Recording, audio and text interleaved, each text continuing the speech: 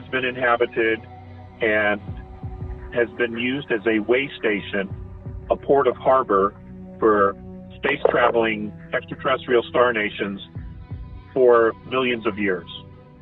And many of us have direct spiritual reincarnational history with many of these star nations. Humanity is made up of at least 22 different extraterrestrial races, a genetic lineage to other star nations. So I think it's going to be the extraterrestrials who at some point sit down humanity and say, look, here's the whole story of who you are and how we got here and why we're here. And we're never going to get that from Earth's religions. That can only come from beings off-world who have not only been through the process, but who have been watching us for thousands and thousands and thousands of years. The benevolents were very compassionate towards humanity, and they did things to help, teaching us agriculture, animal husbandry, construction, astronomy, mathematics, the healing arts, how to use the plants to heal certain diseases and things of that nature. Some actually taught us some spirituality, energy fields, chakras, etc., etc. The last thing the benevolents want is to be worshipped. That is not what they're about. You know, what they want is humanity to step forward and become a part of the family of the galactic. There is an interconnectedness that's being created by these beings on a, what we would call a spiritual level, harmonic level, that our universe, our holograph, which contains all of the universe that we know, has never had before.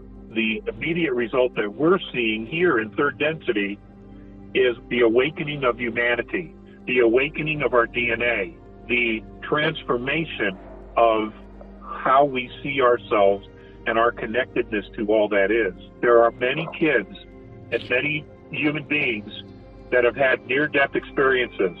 When they come back into their bodies, many of them have a third strand of DNA. Some have 4. There's a gentleman in New Zealand who was dead almost 3 hours. When he came back, he had 6 strands of DNA. Humanity is beginning to remember that we are, in fact, multidimensional souls that got trapped in a physical dimension by being tricked and manipulated. And we're going to realize that the manipulation of race, color, and creed has been just that. We just need to step into the process and embrace it. And then the reality is that 95% of us is always multidimensional. What we see here in the physical is a very, very small piece of who we really are. 2 years ago, Jupiter picked up an additional 19 moons. Now we're being told that Saturn has picked up some additional moons.